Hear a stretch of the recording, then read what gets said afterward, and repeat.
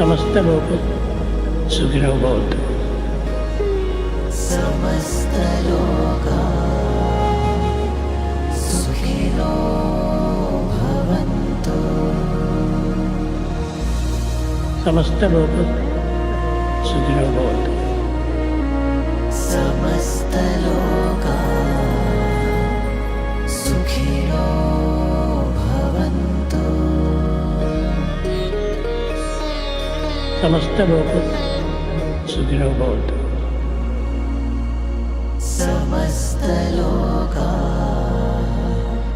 सुखिनो भवन्तु।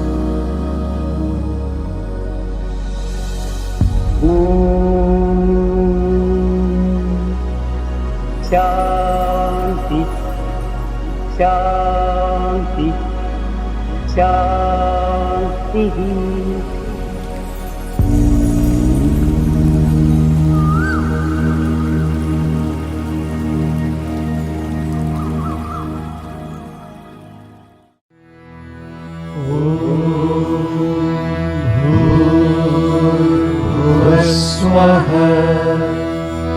तत्सवितुर्वरेण्यं भर्गो देवस्य धीमहि धियो यो नः प्रचोदयात्।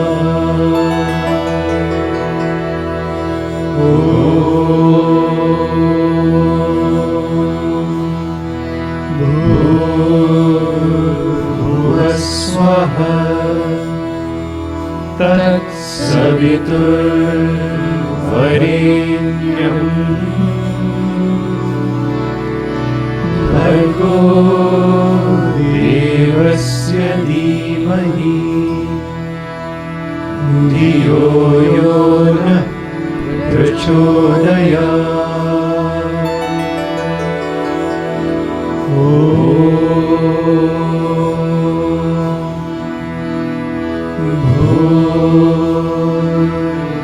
भूर्भुवस्सुवः तत्सवितुर्वरेण्यं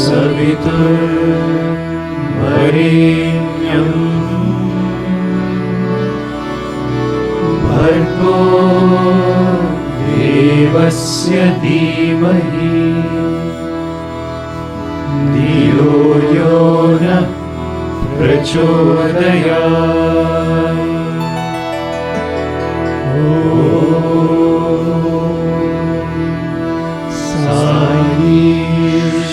साईश्वराय विद्महे सत्यदेवाय धीमहि तन्नः सर्वः प्रचोदयात्।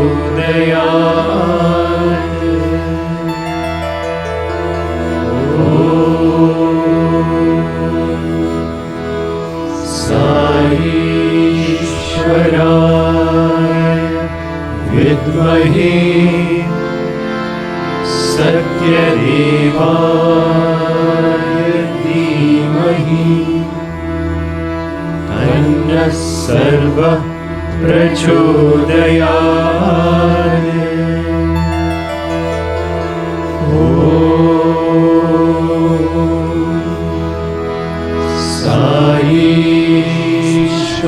साईश्वराय विद्महे सत्यदेवाय धीमहि तन्नः सर्वः प्रचोदयात्।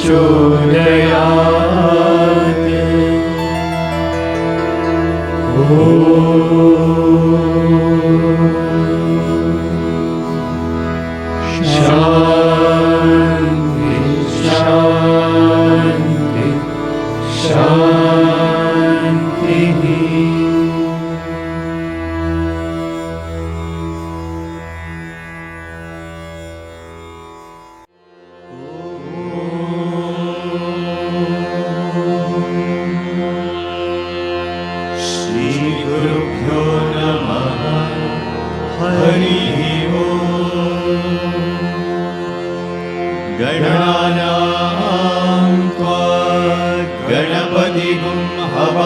नमामहे कविं कवीनामुपमश्रवस्तमम् ज्येष्ठराजं ब्रह्मणां ब्रह्मणस्पत शृण्वन्नोतिभिस्सीदसादनम् प्रणो देवी सरस्वती वाजेभिर्वाजिनीवती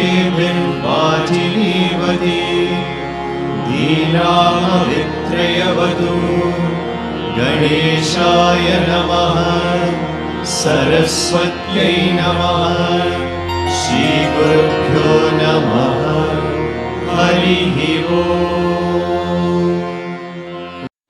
ॐ नमो भगवते रुद्राय ॐ नमस्ते रुद्रमन्यवमुतोर्दैशवे नमः नमस्ते अस्तु धन्वने बाहुभ्यामुदते नमः या तैषु शिवतमा शिवं बभूवते तनुः शिवा शरव्याया तव तया नो रुद्रमृडया या ते रुद्रशिवा तनूरघोरा पापकाशिनी तया नस्तनुभाषन्तमया गिरिशं ताभिजागशीः यामिषुं गिरिशन्तहस्ते विभक्ष्यस्तवे शिवां गिरित्रतां कुरु माहि पुंसि पुरुषं जगत् शिवेन वचसा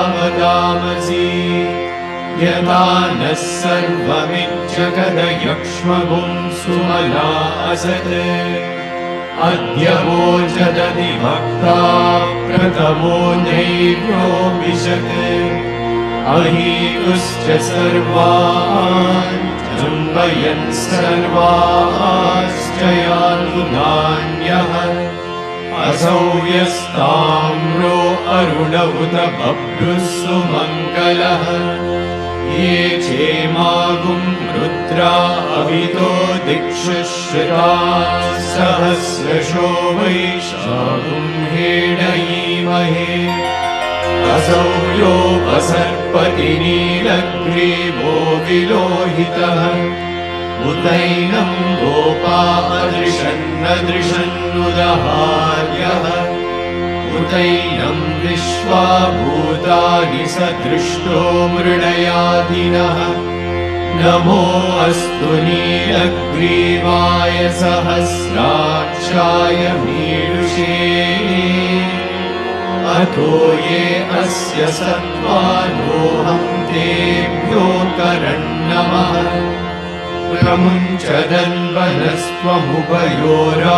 प्रमुञ्चदन्वनस्त्वमुभयोराग्नियोज्या याश्च ते हस्तैषवः पराता भगवो वपा अवतत्यदनुस्त्वगुं सहस्रांशशतेषु ते निशीर्य शल्यानां शिवो नः सुमना भवा विज्यं दनुःखपर्दिनो विशल्यो मानवागुम्भुता अनेशन्नस्येषव आमुरस्य निशङ्गतिः या ते हेतिर्मीदुष्टमहस्ते बभूवते गनुः तयास्मान् विश्वतस्त्वमयक्ष्मया परिभुजा नमस्ते अस्त्वायुधायानादकाय कृष्णवे उवाभ्यामुदते नमो बाहुभ्यां तव धन्वने परिते धन्वनो हेतिरस्मान् वृणक्तु विश्वतः अतो य इषुधिस्तवारे अस्मन्निदेहितम् नमस्ते अस्तु भगवन् विश्वेश्वराय महादेवाय त्र्यम्बकाय त्रिपुरान्तकाय त्रिकाग्निकालाय कालाग्निरुद्राय नीलकण्ठाय मृत्युञ्जयाय मृत्युञ्जयाय सर्वेश्वराय सदाशिवाय श्रीमन्महादेवाय नमः। ॐ शान्ति शान्ति शान्तिः।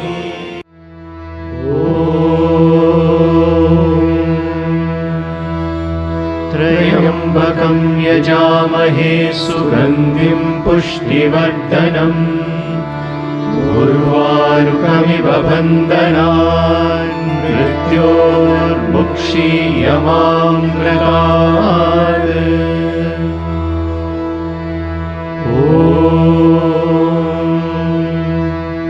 त्र्यम्बकं यजामहे सुगन्धिं पुष्टिवर्धनम् उर्वारुकमिव बन्धनान् मृत्योर्मुक्षीयमामृतात्।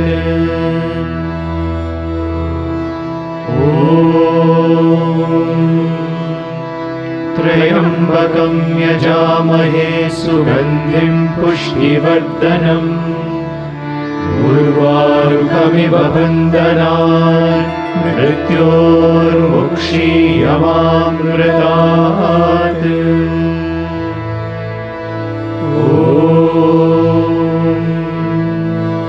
त्र्यम्बकं यजामहे सुगन्धिं पुष्टिवर्धनम् उर्वारुकमिव बन्धनान् मृत्योर्मुक्षीयमामृतात्।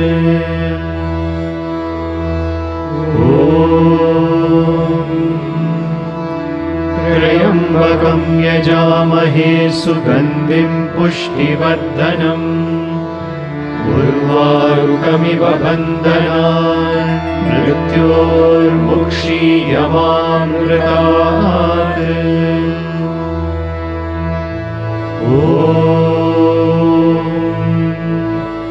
त्र्यम्बकं यजामहे सुगन्धिं पुष्टिवर्धनम् उर्वारुकमिव बन्धनान् मृत्योर्मुक्षीयमामृतात्।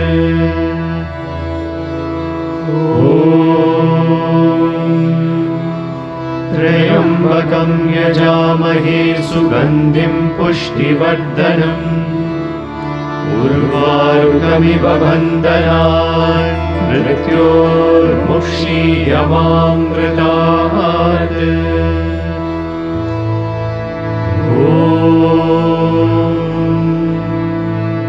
त्र्यम्बकं यजामहे सुगन्धिं पुष्टिवर्धनम् उर्वारुकमिव बन्धनान् मृत्योर्मुक्षीयमामृतात्।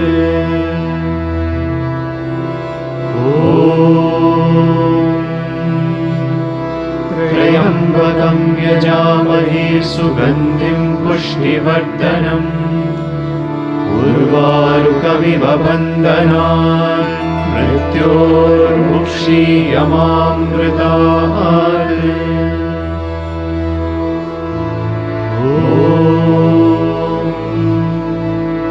त्र्यम्बकं यजामहे सुगन्धिं पुष्टिवर्धनम् उर्वारुकमिव बन्धनान् मृत्योर्मुक्षीयमामृतात्।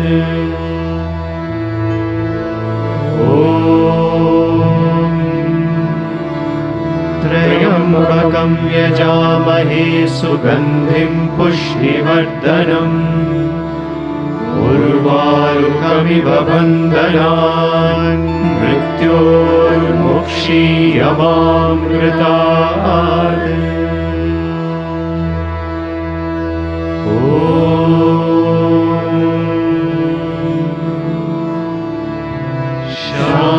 शान्ति शान्ति शान्तिः।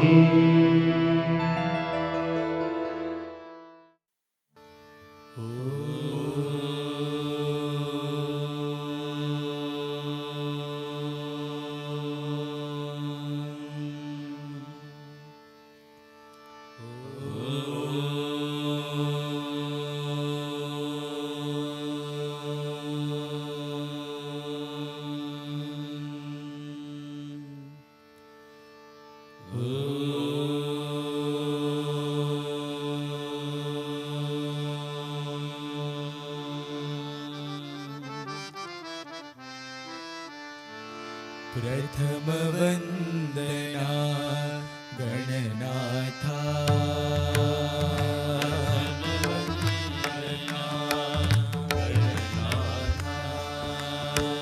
प्रथम वंदना गणनाथा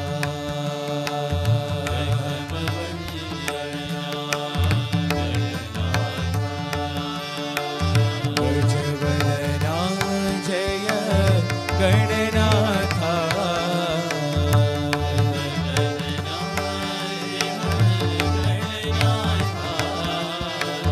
गजवदना जय गणनाथा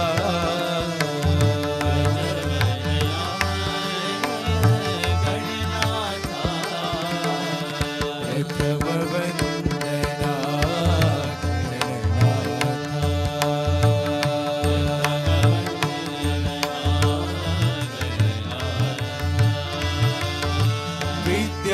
विद्यादायक बुद्धिप्रदायक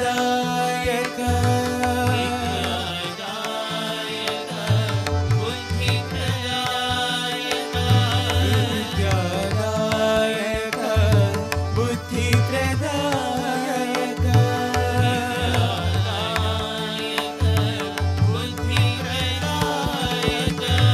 विघ्न विनाशक विनायक विघ्न विनाशक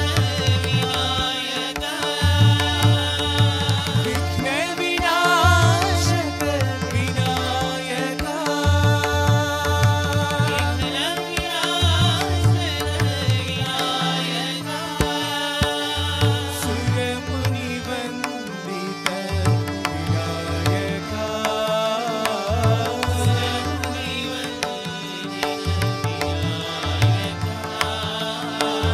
सुरमुनि वंदित विनायक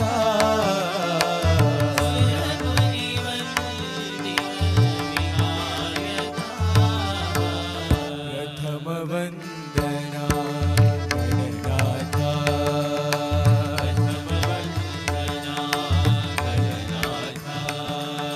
गजवदना जय गणनाथा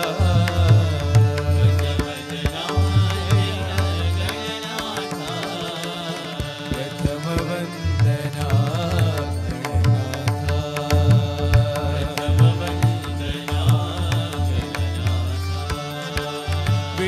विद्यादायक बुद्धिप्रदायक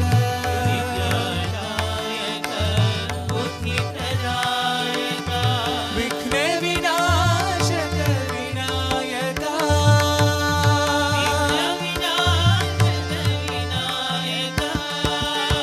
सुरमुनि वंदित विनायक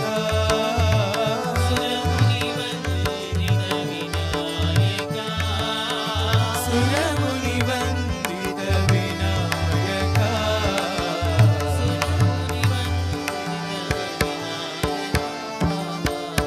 प्रथम वंदना गणनाथा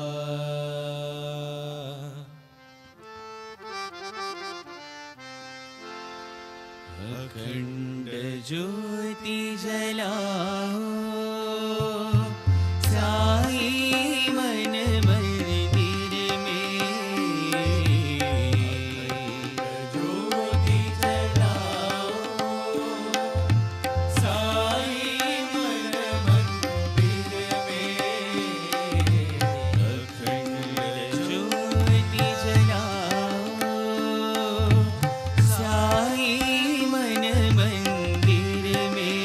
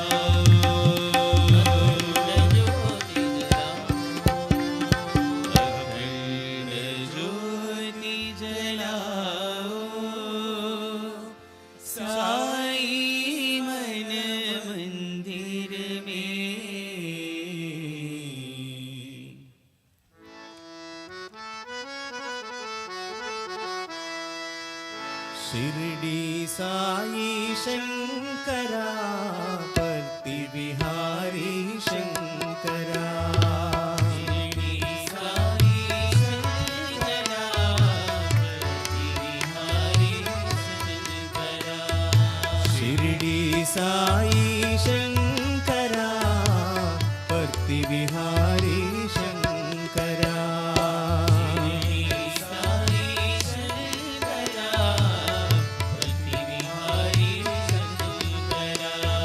शंकरा अभयंकरा भवभयहारी शंकरा शंकरा अभयंकरा भवभयहारी शंकरा शंकरा अभयंकरा भवभयहारी शंकरा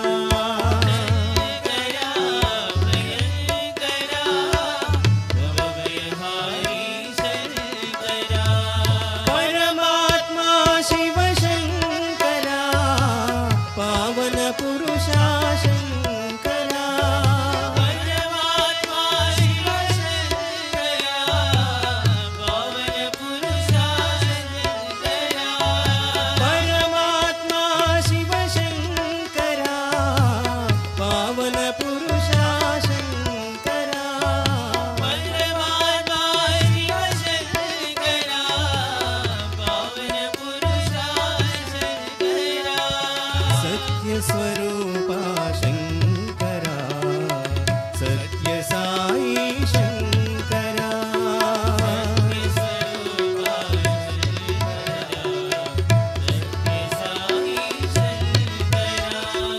सत्य स्वरूपा शंकरा सत्य साई शंकरा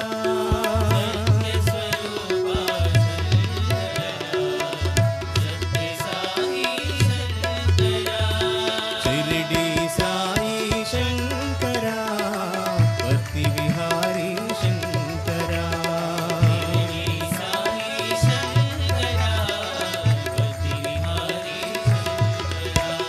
शंकरा अभयंकरा भवभयहारी शंकरा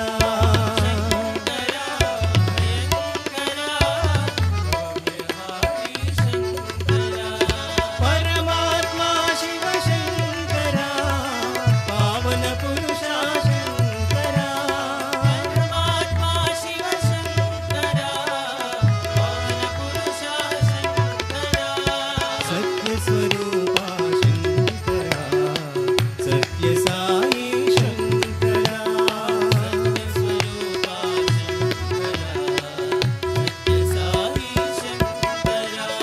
सत्य स्वरूपा शंकरा सत्य साई शंकरा सत्य स्वरूपा शंकरा सत्य साई शंकरा शिरडी साई शंकरा परति विहारी शंकरा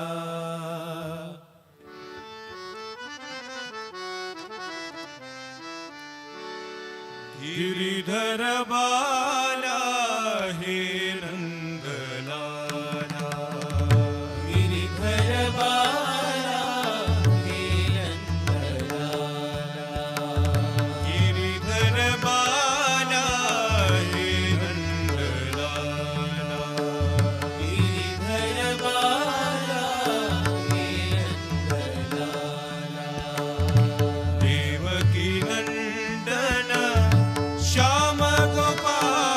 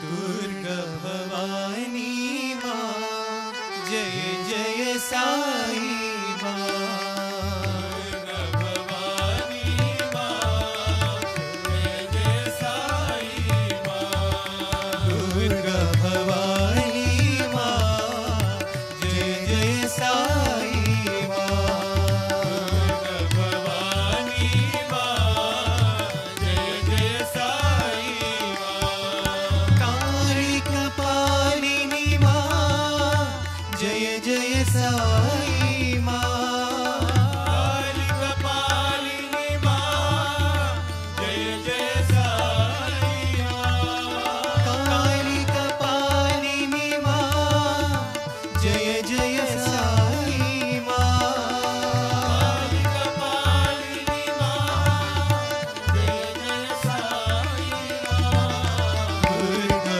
भवानी माँ जय जय साई माँ दुर्गा भवानी माँ जय जय साई माँ परम शिवानी माँ जय जय साई माँ परम शिवानी माँ जय जय साई माँ परम शिवानी माँ जय जय साई माँ परम शिवानी माँ जय जय साई माँ जगदोधारिणी माँ जय जय साई माँ जगदोधारिणी माँ जय जय साई माँ जगदोधारिणी माँ जय जय साई माँ जगदोधारिणी माँ जय जय साई माँ दुर्गा भवानी माँ जय जय साई माँ दुर्गा भवानी माँ जय जय साई माँ काली कपालिनी माँ जय जय साई माँ काली कपालिनी माँ जय जय साई माँ दुर्गा भवानी माँ जय जय साई माँ भवानी माँ जय जय साई माँ परम शिवानी माँ जय जय साई माँ परम शिवानी माँ जय जय साई माँ जगदोधारिणी माँ जय जय साई माँ जगदोधारिणी माँ जय जय साई माँ जगदोधारिणी माँ जय जय साई माँ जगदोधारिणी माँ जय जय साई माँ दुर्गा भवानी माँ जय जय साई माँ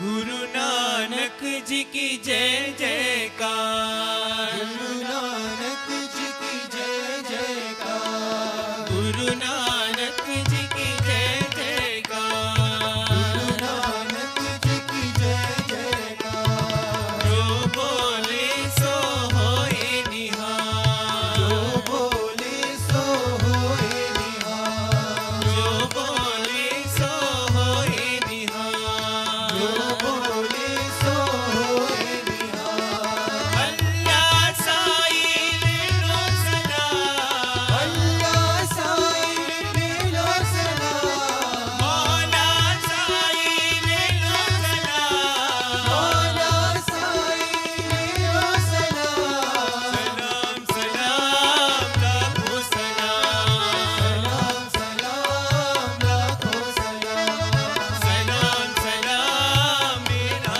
सलाम सलाम मेरा सलाम यीशु पिता प्रभु साई राम यीशु पिता प्रभु साई राम यीशु पिता प्रभु साई राम यीशु पिता प्रभु साई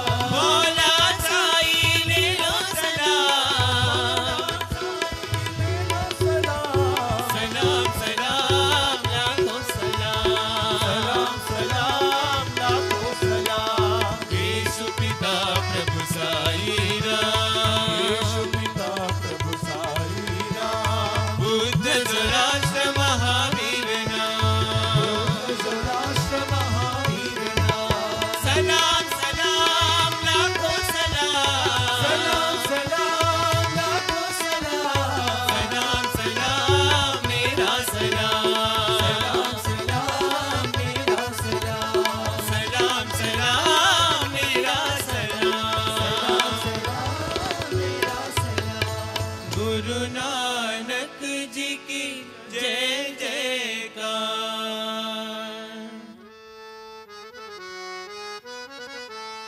राम राम राम राम राम नाम तारकम। राम राम राम राम राम नाम तारकम। राम राम राम राम राम नाम तारकम।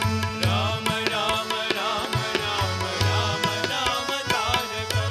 राम कृष्ण वासुदेव भक्ति मुक्तिदायकम। राम कृष्ण वासुदेव भक्ति मुक्तिदायकम। राम कृष्ण वासुदेव भक्ति मुक्तिदायकम। राम कृष्ण वासुदेव भक्ति मुक्तिदायकम। राम राम राम राम राम नाम तारकम। राम राम राम राम राम नाम तारकम। जानकी मनोहरम सकल लोकनायकम। जानकी मनोहरम सकल लोकनायकम। जानकी मनोहरम सकल लोकनायकम। जानकी मनोहरम सकल लोकनायकम। शंकरादि सेव्यमान दिव्य नाम कीर्तनम। शंकरादि सेव्यमान दिव्य नाम कीर्तनम। शंकरादि सेव्यमान दिव्य नाम कीर्तनम।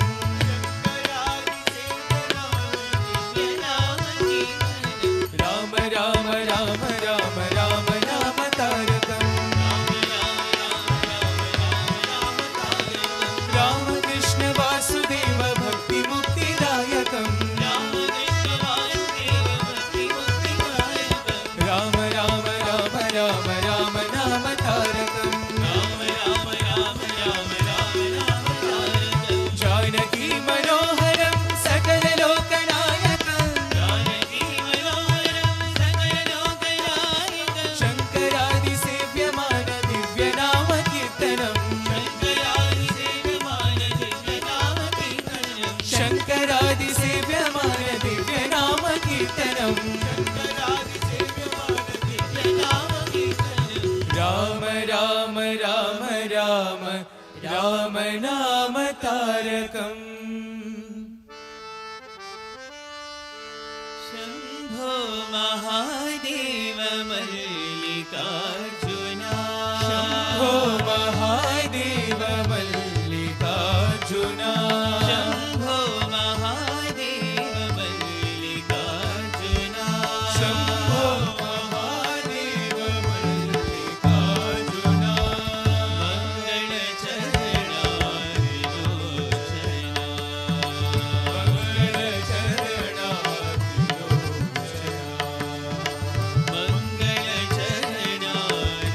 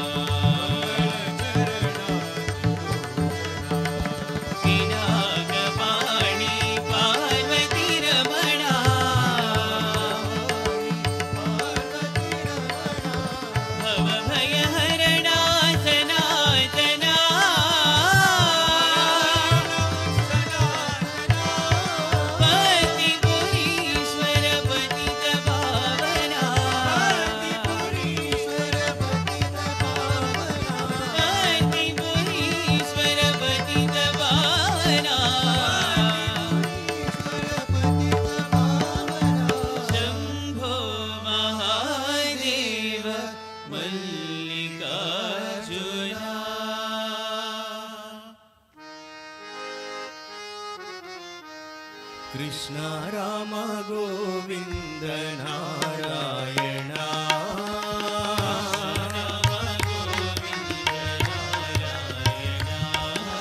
Krishna Rama Govinda Narayana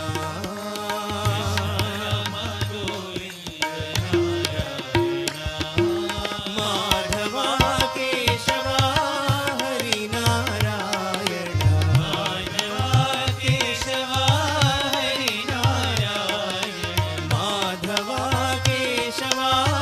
Hari Narayana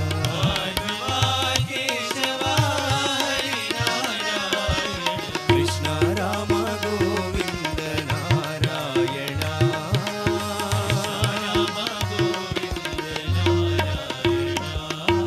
Sri Venugopala Krishna Sri Venugopala Krishna Sri Venugopala Krishna Sri Venugopala Krishna Madhava Madhusudana Narayana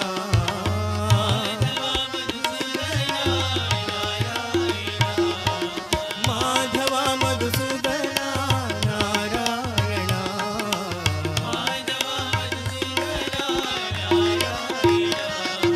Krishna Rama Govinda Narayana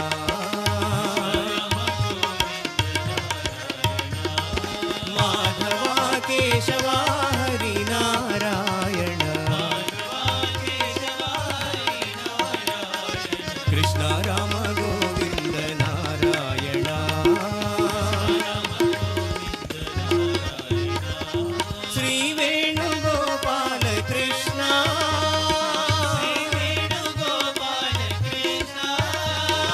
Madhava Madhusudana Narayana Madhava Madhusudana Narayana Krishna Rama Govinda Narayana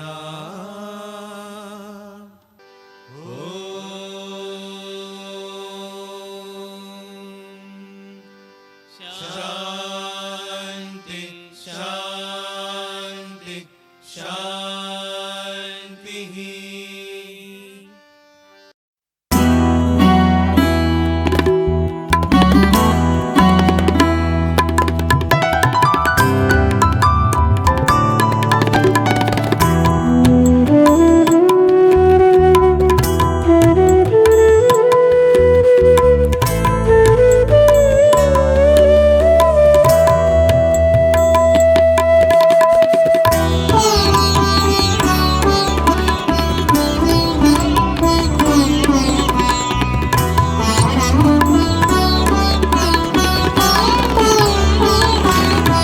Sai Ram Hare Sai Krishna Hare Sai Ram Hare Sai Krishna Hare Sai Ram Hare Sai Krishna Hare Sai Ram Hare Sai Krishna I offer my Hare. most loving pranams at Bhagwan's lotus feet.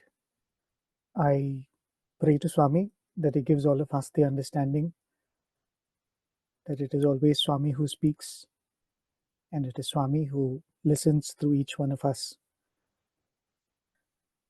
Thank you for inviting me to be a part of this satsang, and my hearty congratulations to all of you who have taken up this sadhana so seriously, right? Because if we are not here to receive with open hands what Swami has given us, who will? Right? What Swami has written is for the whole world. It is not for you and me alone. It is not only for those who are part of the organization or only those who are born in devotee families. But faith becomes a very important starting step to be able to receive what Swami has written. In fact, the more and more you read Swami's Vahinis, And especially when you're not able to really make sense of why he has written certain things, you will, I think, understand the importance of Shraddha or faith. I will come to that eventually. I'll just touch upon that later in the talk. However much we may achieve, however great we may be in the eyes of the world, however learned we may be, let's make a prayer to Swami that, Swami, whenever I hear your name, whenever I hear your stories, let my eyes fill up with tears in gratitude. That in this world, in this birth, in this lifetime, you have allowed me to know about you, to hear about you. I mean, can you imagine? It's a beautiful Saturday evening here.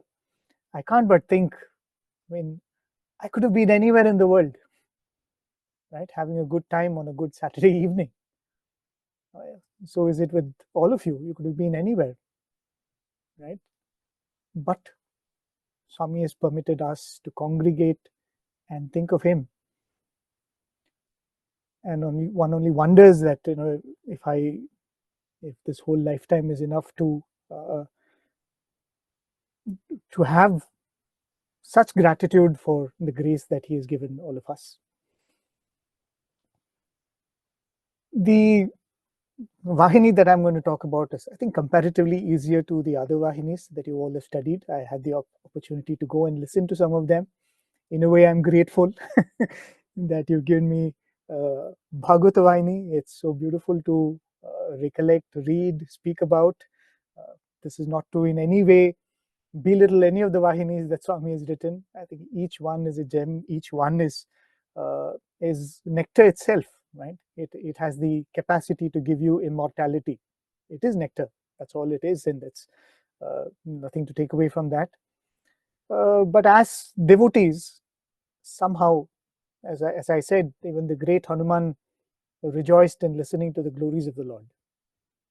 Right? So we all tend to get more attracted and more easily drawn when we listen to stories of the Lord. Why is the Bhagavatam so important? Right? I've been given the first 18 chapters, and I'm sure some of you have read through most of the chapters or will be reading through it. So I'm not going to go through every chapter and tell everything that's mentioned there. I think that's quite superfluous in a way. I'm sure you all will read the story and enjoy it at your own pace. I would like to speak a little about why this text, Srimad Bhagavatam, is important, and what is the attitude with which we will have to approach it to ensure that we get the best benefit out of it. Right? That's the most important thing to do. Swami very beautifully, in his very characteristic style, says, what is Bhagavatam? He says it is Bha-ga-va-ta-mu, Bhagavatamu. It is Bhakti, Jnana, Vairagya, Tattva, finally leading to Mukti. He says there is no text which is more comprehensive than this. It has the essence of Bhakti, Jnana, Vairagya, Tattva, which guarantees Mukti. Right? And that's why Swami has spent so many months writing this beautiful work for us. 1968 to 1969, Swami has written this. That's not all Swami has had. I think at least 2 summer courses centered on stories from the Bhagavatam. There are many other discourses where Swami has spoken about the Bhagavatam.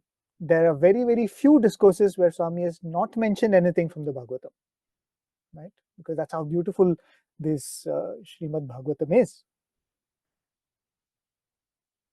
We all know the backdrop of the Bhagavatam. It was composed by the great sage Vedavyasa. But the Bhagavatam as we know it is that which was narrated by his son, sage Shuka, to King Parikshit. And so these 3 form 3 major characters in the Srimad Bhagavatam, right? Of course, the stories we will come to them, but these are the 3 main characters. We will see why Bhagavatam was important to each one of them and how that is applicable to us too. I will briefly mention that. But I think the chapter 1 of Bhagavata Vahini is extremely beautiful. I think it has the essence of why this Bhagavatam is so important. Swami gives the definition of what is Bhagavatam. He says, who is a Bhagavata? A devotee is a Bhagavata. So the story of Bhagwan, Bhagavata, and the bhakti that was holding the two together is the Bhagavatam. It is as much the stories of the Lord as it is the stories of the devotees.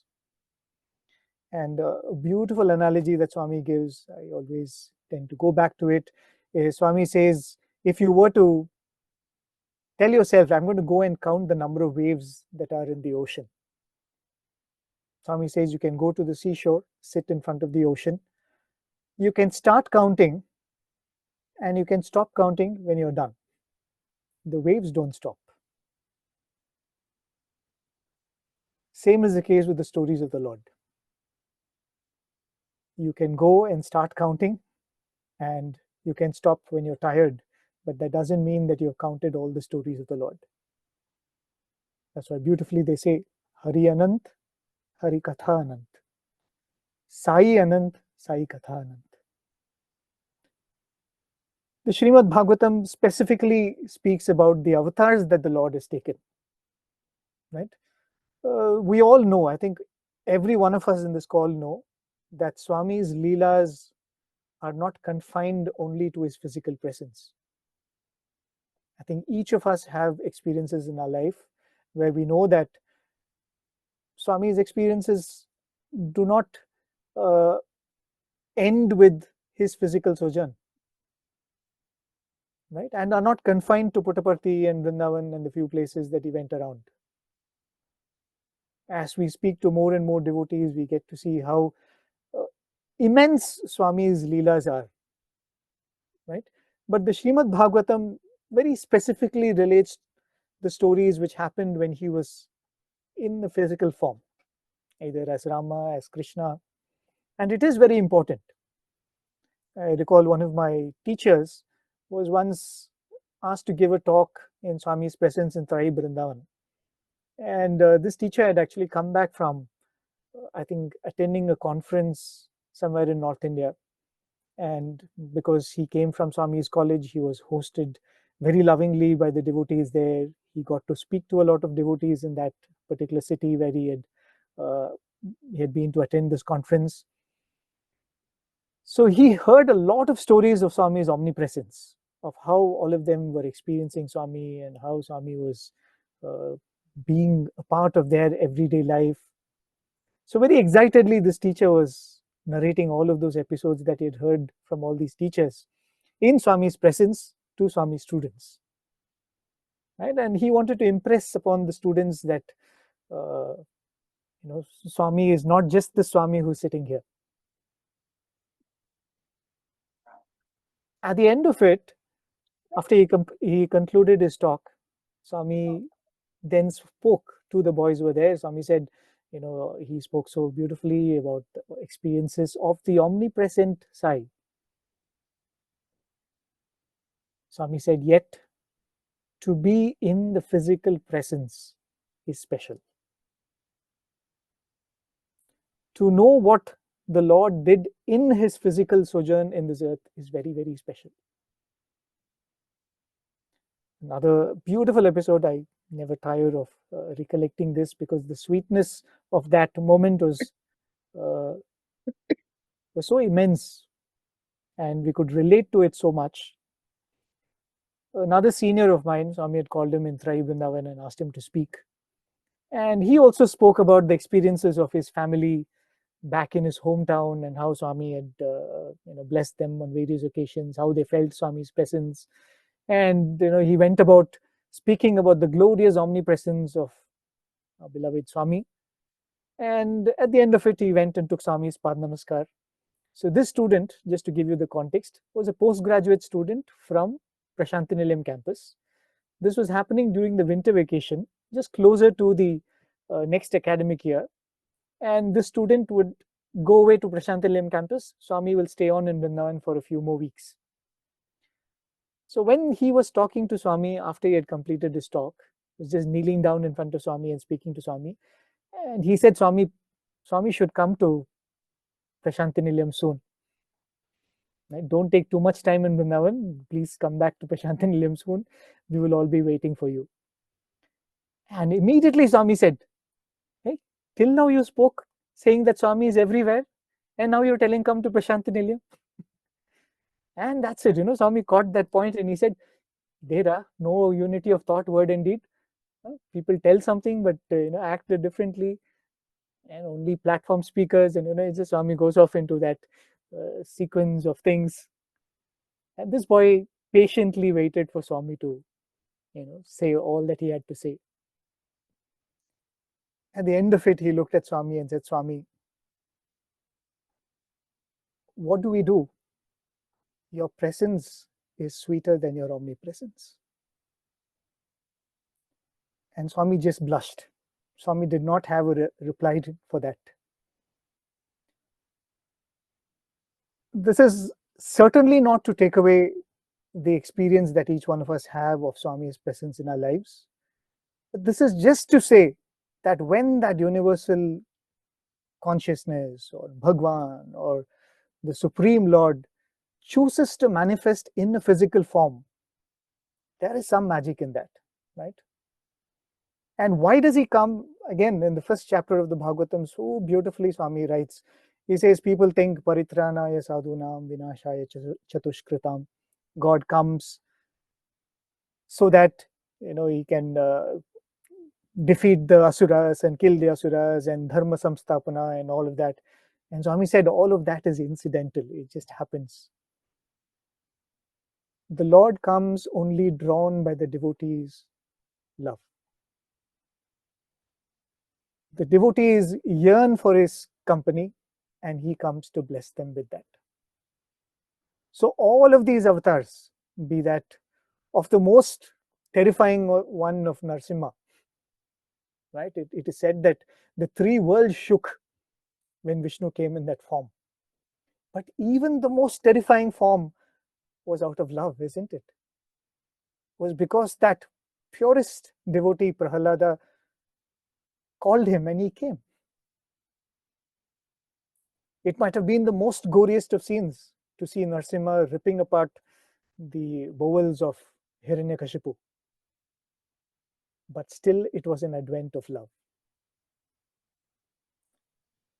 Every avatar is a response to love, is an expression of love. And that is why the more and more we read these stories, how can we not develop that kind of love? There is a beautiful Chinnakatha that Swami says, I think way back in the 1960s, 68 or 69, one Discourse Swami says that Narada goes around all the three lokas and all that, and one day he goes to Brindavan. Right? Every now and then he would go to Brindavan and banks of Yamuna to relive the memories of Lord Krishna. And when he goes there, he sees a very resplendent looking lady sitting and meditating. And he sees that she looks very ethereal. She doesn't look like she's from this world. And she's so deeply lost in meditation that almost the air around her is still. And Narada is like shocked, who is this lady and how is she so deep in penance? So he goes and stands next to her, and eventually she opens her eyes and Narada submits to her. He says, Mother, who are you? What are you doing here in Vrindavan? And she says, I am Brahma Vidya Devata. She says, I am the goddess of Brahma Jnana, Brahma Vidya, the ultimate knowledge. She says, I come to the sands of Yamuna to meditate on the Leelas of Krishna, because that is what nourishes me. In the Bhagavad Gita, Krishna says, Bhaktya mam abhijanati. He says, if you want to know me, I can be known only through bhakti. And when you know me through bhakti, you will know me as I am. tattvataha. He says, in my real tattva, you can know me. And when you know me, you become part of me. Having known me, there is no separation at all. So that Brahma Vidya Devata draws nourishment from bhakti. And that text which is overflowing with bhakti is the Bhagavatam. Before we go into the other contents of the Bhagavatam, in the state of Andhra, there is another Bhagavatam which is very, very famous. We all know that Srimad Bhagavatam is in Sanskrit, as I said, composed by the great sage Vedavyasa. But there is this devotee of Lord Rama, and he's a poet by name Potana. And the story goes that Lord Rama comes before him and says, what, you should translate this Bhagavatam into sweet Telugu. I think he gives him a vision or something, or a dream, and he says, you should do this. Potana is humble like all other good devotees. He says, Lord, can I do this? This is such onerous task. I don't think I can do this. I don't think I have the scholarship. But Rama blesses him. He says, no, you will be able to. And he says, you should take this beautiful text of the Srimad Bhagavatam to people who are not scholarly enough to know Sanskrit. So that's how he begins translating the Bhagavatam into Telugu. And his Bhagavatam is very special because of one of the episodes which is commonly narrated. One day he is writing one of the chapters. I think he is describing, I'm not too sure exactly what is the thing, but he is describing heavens, right? This is before Lord Narasimha comes down in an avatar. So he's describing the heavens and he's at a loss of words. He's saying, how do you describe something that's so ethereal with worldly words? So he's trying all kinds of things, and it's got to be in a poetic meter, it's got to sound nice, and he's trying all of these things and he's not able to put it down in verse. Frustrated, he puts it down and he goes to sleep. And he wakes up the next morning, and what does he see? He finds that the verse has been completed. The Lord comes and completes the verse, and then also gives him that reminder that I have given you the task, but I am the one accomplishing it through you. I would like to very quickly play for you one small clip. I'm going to request us to play that for me. How many of you are willing to take this up as a challenge? Can any of you memorize what Swami is saying in this clip and tell it out? Let's listen to it. అడిగెదనని కడి వడిజను అడిగిన తన మగడు నుడుగ నడుగున్ వెడబెడ చిడిముడి తడబడ నడుగిడదు చెలిమి నడుగిడ నెడలన్ అడిగెదనని కడి వడిజను అడిగెదనని కడి వడిజను అడిగిన తన మగడు నుడుగ నుడుగున్ వెడబెడ చిడిముడి తడబడ నడుగిడదు చెలిమి నడుగిడ నెడలన్.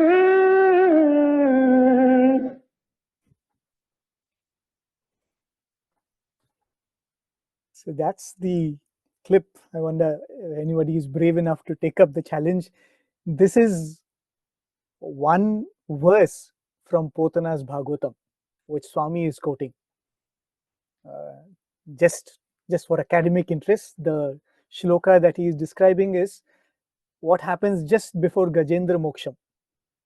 The story goes that Lord Vishnu and Mother Lakshmi are sitting in the heaven, and I think they're playing a game of chess or something. And Gajendra calls out, and Vishnu rushes. And suddenly, he, without even telling Mother Lakshmi where he is going, he starts running. So the verse actually captures the predicament of Lakshmi. Should I stop him? Should I ask him where he is going? Should I follow him? So that is what is described in that verse.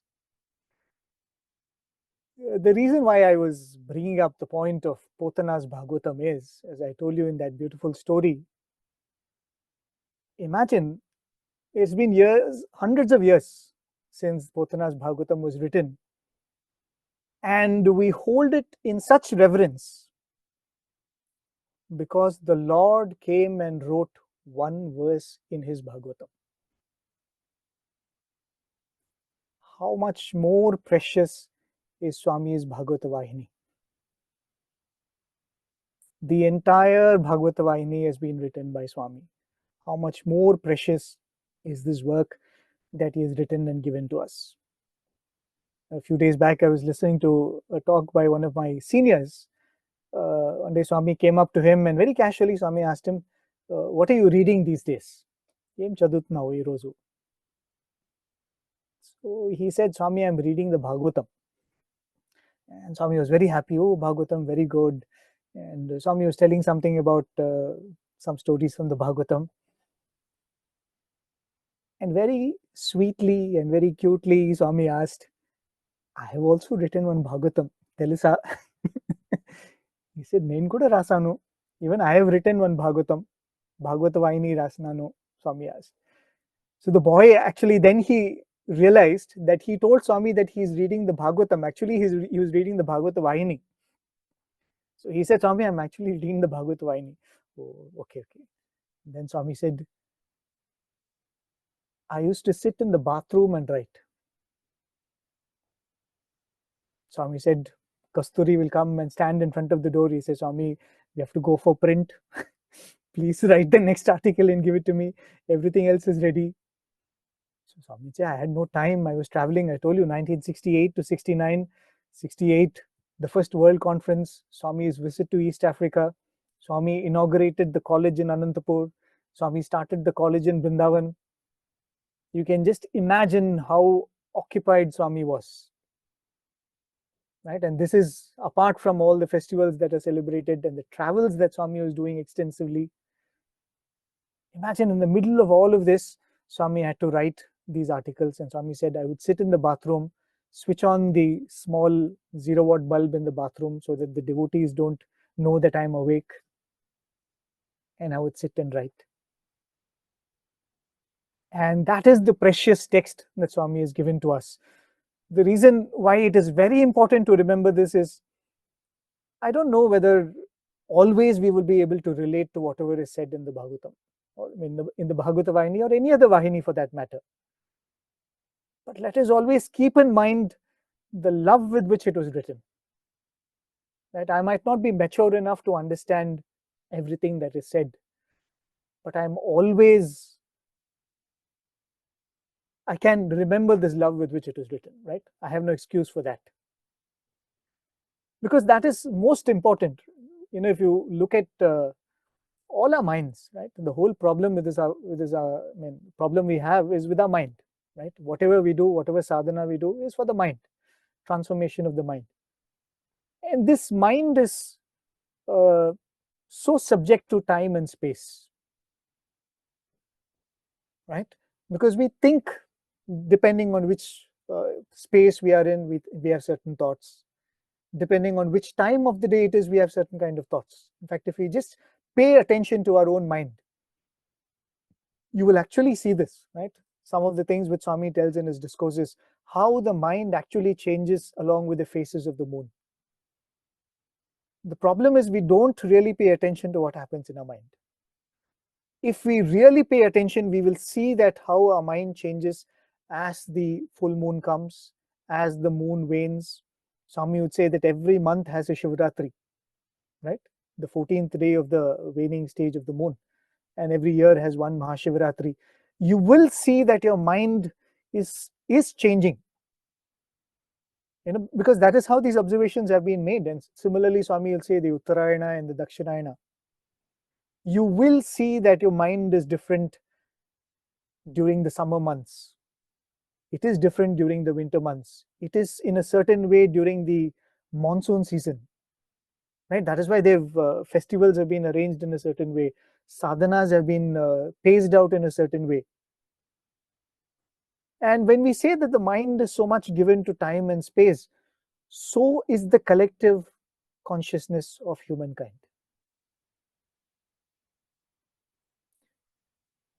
If you go and read the original Srimad Bhagavatam, right? I have tried that. It is beautiful, definitely, no doubt. But you will find, with our modern outlook, with our modern reasoning, we will find it difficult to accept certain portions. Right? Because the mind has changed. The mind in that era when the Srimad Bhagavatam was written by Vyasa is different. The collective consciousness then is different from what it is now. And when an avatar comes and he writes the same text, the same Ramayana he has written, the same Bhagavatam he has written, and when you compare the Srimad Bhagavatam with the Bhagavat, you will find that there are enormous differences. The way Swami has prioritized certain portions of the story is very different, be it in the Ramayana or the Bhagavat. I think it is done very purposefully to address our collective consciousness. There are some things when we listen to, our minds will go into a tangent. It will not have the correct effect on the mind.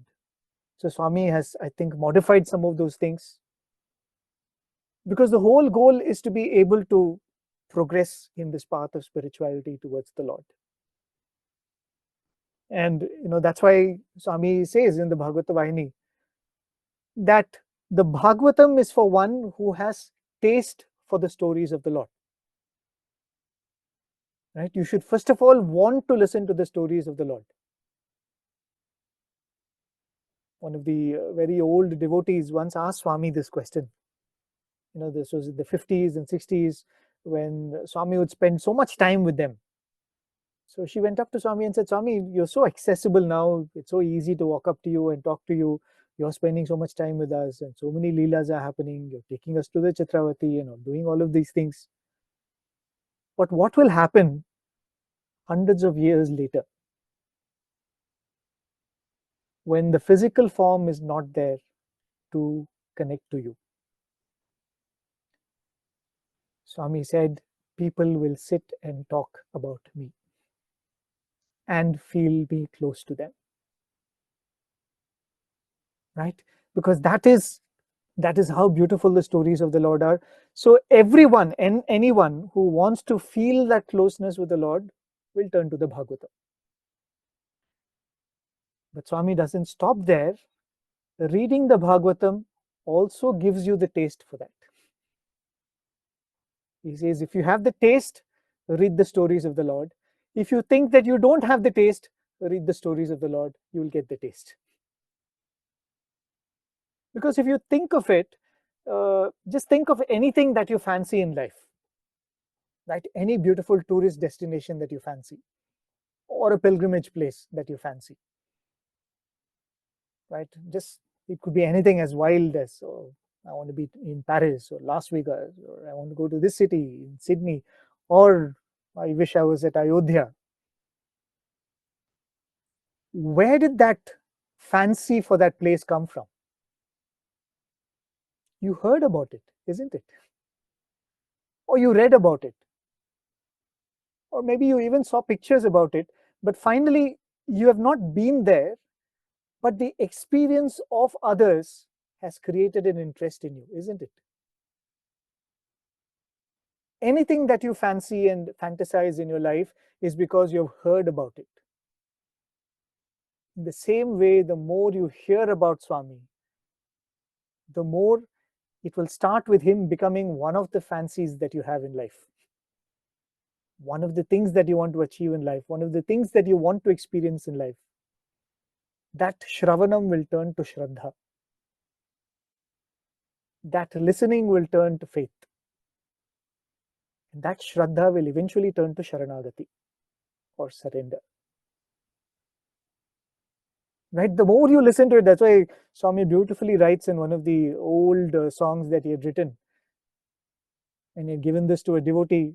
And this was like Swami said, Swami, the devotee asked Swami, if we feel distant from you, when we feel that you're far away, sometimes we all feel that, Swami, have you forgotten me? Swami, have you, I know you have too many devotees to keep a track of. I am also one of them. Sometimes we feel that kind of a anger towards Swami. So this devotee asked Swami, what do we do when we feel like that? And Swami said, okay, you sing this song, and gave a song. In that song, Swami writes beautifully in Telugu. He says, Abhad bandhavu danchu vintin, adarinchu mani vedu kontin. Right? Which means, Abhad bandhavu danchu vintin. I heard from others that you are Abhad bandhava, that you are a person who will come to the rescue when you're in trouble. Right? Imagine Swami himself is writing, Abhad bandhavu danchu vintin. I heard from everybody that you are Abhad bandhava. So I have come seeking your refuge. Abhad bandhavu danchu vintin. Sorry, I missed my train of this one. So he says, Swami himself writes, a devotee comes saying that I heard, Swami, that you are very compassionate. I heard you're very loving. I heard your heart melts. I heard your Abhad bandhava. And so I have come to you. Right? And that's why the Bhagavatam is the stories of the Lord as well as of the devotees. It's the stories of the Lord because you and I should know who is the Lord that we have managed to secure in this life. What is his glory? What is he capable of? If I have to turn to God, right? If I have to ask him for anything, what is the most important thing I need? I should have the confidence that he is capable of it, isn't it? If I'm turning to him and asking for something, I should have the confidence that he can do this. If I don't have that faith, how will I even ask him for anything? Right? Imagine you're in the middle of nowhere. You're hiking, you're all by yourself in the top of a mountain, and if you have a problem and you call out to Swami, isn't that call coming from the faith that he can hear me even here? Isn't that call coming from the faith that he's even here when I'm all alone? Where does that faith come from? Because we have heard he can come out of a pillar too. We have heard that he can manifest in a locked room. There is no place where he cannot reach us. I remember a beautiful story which one of my juniors would narrate. He was one of those boys who was doing this aerosports, doing the sports meet. So Swami had come to the practice session in the airport. So this boy had to go up in this paramotor carrying a 40 kg motor behind him with a parachute. And he went all the way high up there and he came down. When he came to him, Swami looked at him and Swami said, itna upar gaya, dar nahi lagta hai. Swami asked, you went so high, aren't you scared? And this boy looked at Swami and he said, Swami, aap hai na? He said, why should I be scared? You are there, aren't you? And Swami said, very happy, and blessed him. And this was during the practice session a couple of days before the sports meet. And on the sports meet, this boy says that he went up into the air, few 100 feet up there, as alone as you could be, because after some time he lost contact with the ground staff and his motor stopped functioning. So the wind was just carrying him away and away. And the only fate that he could have had is the wind would carry him and crash him against one of the hills. Right? And he said, okay, Swami, I think this is it. So we are in that moment. And he was almost making his last few prayers to Swami. And he said, Swami, the only regret I have is I'm not completing the event and I'm going to be dying somewhere so far away after having been in your presence, being in Parthi. I'd be happy if I come and crash in front of you, at least that. And as he was doing this, he says, all of a sudden, the motor which stopped functioning started functioning. And he could complete his whatever event that he had to do. And after he landed in the Hillview Stadium, he ran up to the Swami in the dais, and he went up to Swami. Swami looked at him and asked, "Dhar gaya? Did you get scared?" And when you hear stories like this, you know that in the remotest chance of me being stuck somewhere up in the skies, if it so happens, I know I can call him. That faith comes when you listen to the stories of the Lord, isn't it? And at the same time, the Bhagavatam is also the stories of the devotee, because it is also important to know what is expected of you and me. As Swami would say, that you all come to me and say that, Swami, I am your devotee. I should look at you and say, you are my devotee. He said, I should give you that certificate. How can you give it to yourself? Right? Swami said, will you go to a university and give yourself a certificate saying that I've cleared masters, I have done MBA? The institution has to give you a certificate. Swami said, if you come to me as a devotee, I should give you a certificate saying that you are my devotee. So what does it take to be a devotee? Even that the Bhagavatam says. Right? And that's why the Srimad Bhagavatam is so important. And just to be lost, and sometimes it is so important to not reason at all, just listen to the stories. Because, we are so analytical. I can talk about myself. Swami, why did you have to do it like this? You could have done it this way. Why did you have to wait till then? You could have put it this way. Why do you have to put a devotee in trouble and go and help that person? Right? You helped this devotee, you didn't help that devotee. Right? All these kind of analytical, we will never be able to understand. Right? As Swami beautifully says, Nannu artham cheskodaniki prayatnam chaivoddu. He says, don't try to understand me. He says, Anubhavinchandi, Anandinchandi. Experience me and experience the bliss. There is a very beautiful portion in the original Srimad Bhagavatam where Parikshit is talking to Sukha. And when Shuka Maharshi tells him some stories, Parikshit is filled with doubts. He says, really? Is this okay? The Lord did this and it was acceptable? In which stretch of imagination is this dharma? How can this be right? Right? And Parikshit was, after all, a very righteous king, and he was in charge of maintaining law and order in his land. And he was perhaps looking at Krishna and saying that, if I had a subject like this in my kingdom, I wouldn't have kept quiet, right? I would have done something about it. So he's not able to accept it. He said, this is right. And then Shuka Maharshi gives him a very important instruction. And it is very important to keep this in mind when we go through the stories of the Lord. Shuka Maharshi says, when the Lord comes down in a human form,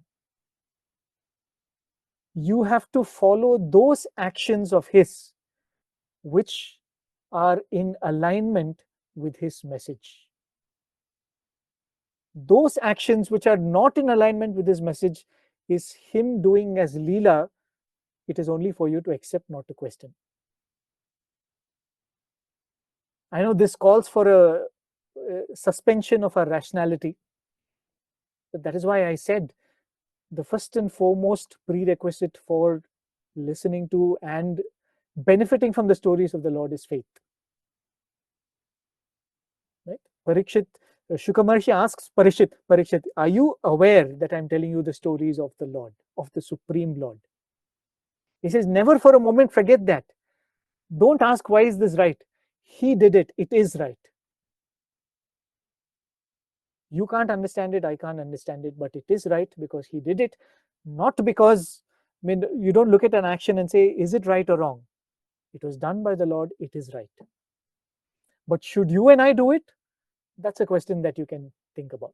That's why he says, follow those actions of the Lord which are in alignment with what he says as his message. I think this is so true even for Swami's message, isn't it? Right? Swami didn't want us to all. The simplest thing I can think of is a student's hair grows a little longer, Swami will get upset. Did he want us to emulate how he was? Yes, that's the simplest thing I can think. I know it's the most ridiculous example to give, but it's an example nonetheless, right? There are some things that Swami expected of us, and it is for us to do as he pleased, because that is the lakshana, that is the attribute of a bhakta. What is love that does not do the bidding of the beloved? It is nothing but hoax, isn't it? If I want to be a devotee of Swami, if I want to be certified by him as a devotee of Swami, I should do as he pleases. Right? And I should not find reasons to not do that by looking at his life and say, Swami, you didn't do that. One of my classmates had this very hilarious conversation with Swami.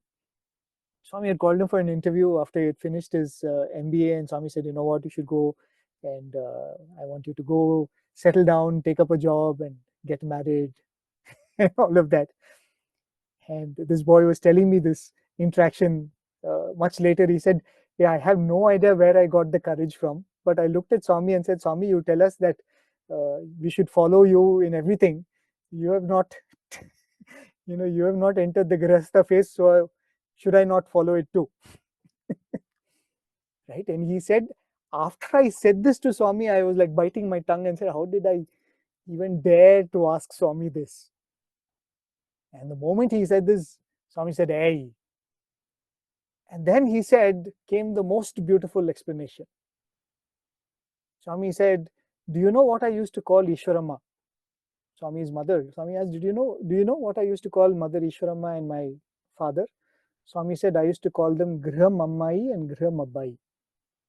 Right? Which means the son and daughter of the house, or the boy and girl in the house. Swami said, I looked at my own parents as my children. When you reach that state, you can do whatever I do. He said, when you reach that state, you can do whatever I do. There's this another beautiful episode which one of the seniors narrating. This is nowhere near Bhagavata Vahini, I guess, but certainly qualifies as Bhagavatam, I'm sure. There was this devotee of Swami, was a trader, who in those years used to, whenever he come, get the best betel leaves for Swami, because Swami used to eat, what you call tambulam, with betel leaf and betel nuts and all of that. So he was a trader, and he used to get the best betel leaves for Swami whenever he would come, and he knew that that was what Swami was consuming at that period in time. So one day he had come for Swami's darshan, and he was waiting in the interview room.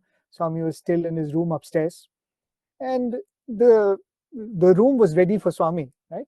The handkerchiefs on Swami's chair, and there was a table next to the throne where this box of betel leaves and betel nuts were there, which Swami would come and pick up and make one for himself and eat.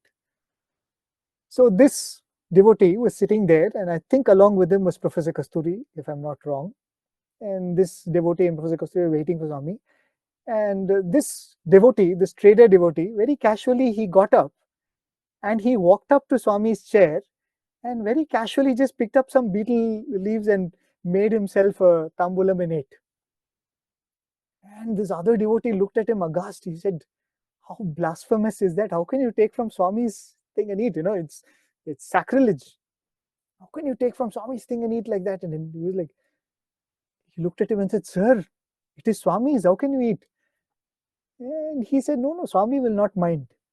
And perhaps he thought that this is after all something that I got for Swami, right? And Swami will not mind. He said, no, sir, it's okay. Swami will not mind. And he had, and they were waiting for Swami. And Swami comes down, and Swami goes to his throne. And very casually, he doesn't say anything. He picks up the palm leaf and he makes himself that tambulam. And he puts it in his mouth and starts chewing.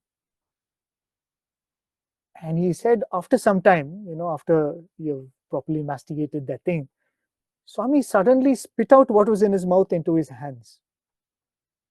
Right? He just spit out what was in his mouth. And when these two devotees looked at Swami's palm, it had turned into precious gems. He says that pan that Swami was chewing, it had turned into a fistful of precious gems. And Swami, with a very mischievous smile, looked at this trader devotee and said, if you can do this, you can eat from my pan box. It's a very simple but sweet incident. But it is very important never to lose sight of who Swami is. Right? It is very easy to question the actions of Lord Rama, of Lord Krishna, of Swami. And it will keep happening, right? That's how our human mind is. Till it's completely transformed, it will be happening. I think we have to keep reminding ourselves whose stories these are. Similarly, when you're reading the Bhagavata Vahini, keep reminding yourself who is the author of this Bhagavata Vahini. I'll definitely come back to the Bhagavata Vahini. The three central characters of the Bhagavata Vahini, right? As I said, there is Vedavyasa, who actually composed the Bhagavatam, who then taught it to sage Shuka, and Shuka narrates it to King Parikshit. Each one of these characters is a stalwart in his own way, right? Imagine sage Vyasa. I mean, there is nobody who has achieved as much as he has. He is called Veda Vyasa because he has categorized all the hymns into the 4 Vedas. Right? We all know that Vedas are Shrutis. They were not composed by any human person, but they were immense. It was Veda Vyasa who said, okay, this is Rig Veda, this is Sama Veda, Yajur Veda, Atharva Veda.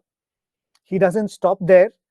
He culls out 108 Upanishads from this immense body of knowledge called the Vedas. There is no thesis better than this, right? There is no comparison at all. Imagine to take all the Vedas and do this work. What an immense work he has done. And he doesn't stop there. After this, he composes Puranas after Puranas, and he composes the Mahabharata. What an impressive CV that is. Just to give you a context, modern students of literature, I think all of us would have heard about, I think, Iliad and Odyssey. That's supposed to be one of the greatest epics that literature students study. I actually went and Googled this and wanted to see the comparison,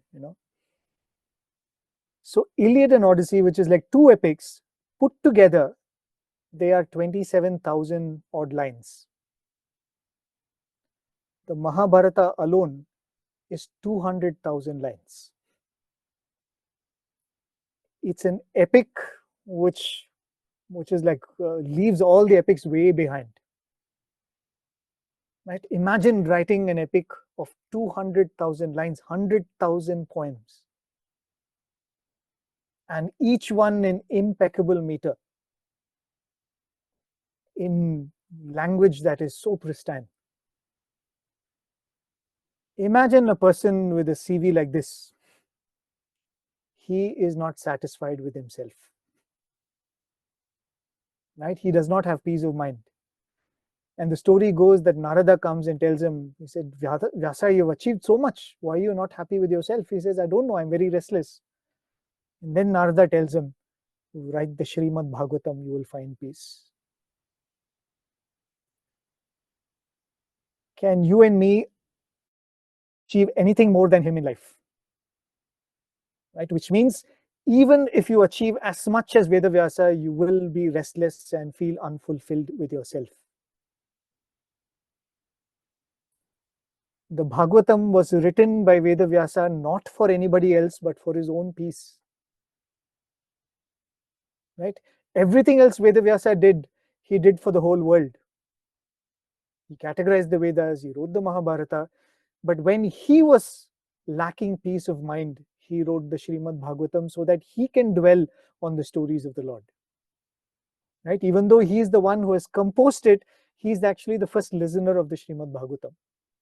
And listening to it, he found his peace of mind. And that is why Srimad Bhagavatam is so important, that how much ever you achieve, you might become a great jnani. Give all the Upanishads. Imagine if I manage to master one Upanishad, I will be on top of the world. Someone who has given us 108 Upanishads still could not be at peace with himself. Right? Because this is a topic of debate which often comes up here when we are doing our work. Sometimes people will say, too many stories of Swami, too many experiences. You should speak about Swami's message. You should speak about the real stuff. You should speak about Advaita, you should speak about Vedanta, most certainly. But finally, you will find peace only in the stories of the Lord. Even that knowledge of Vedanta gets nourished only when you find love for him in your heart. Right? And that is the example of sage Vyasa. And he gives it to sage Shuka. If you think Vyasa was the deal, Shuka is better than him, believe me. Right? That's what the scriptures say. Sage Shuka was a greater sage than his father Vedavyasa.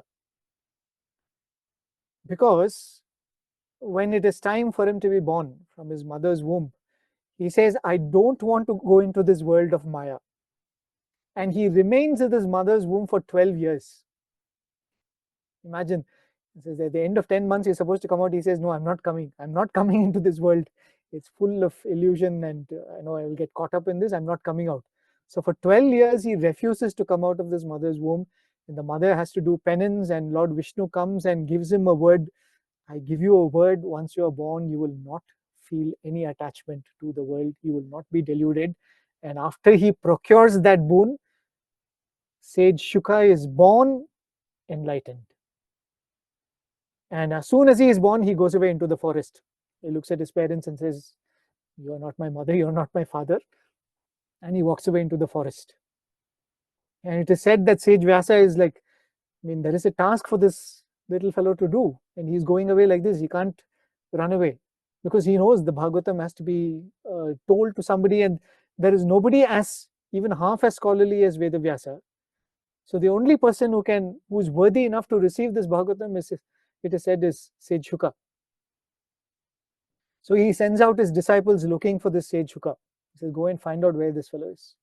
So they search all the mountains and caves and trees. Right? These are all many stories which come from many Puranas, not told by Swami. I'll just make that clear. So one of the disciples comes back to Vedavyasa and says, I think we found him, but he's hiding in the hollow of a tree and he's not coming out. What do we do? The story goes that sage Vyasa gives him one couplet from the Bhagavatam. Right? He gives one couplet from the Bhagavatam where Krishna's beauty is described. And he says, just go to that hollow of that tree and sing this verse. And he goes up and they whisper this verse into that tree. Sage Shuka comes out mesmerized. He says, I want to hear more. I want to hear more. And then they tell him, like this, a few thousand verses your father Vedavyasa has composed. Come, he's waiting for you. Right? That is how he goes. And which means sage Shuka embodied that person who knew what the world was. Right? And he listens to the Bhagavatam to find that Lord in this world which is ephemeral. Otherwise, he had no attachment in this world. Otherwise, he had no liking and no draw towards this world. Listening to the Bhagavatam, he was able to find the Lord in this pale, insipid world.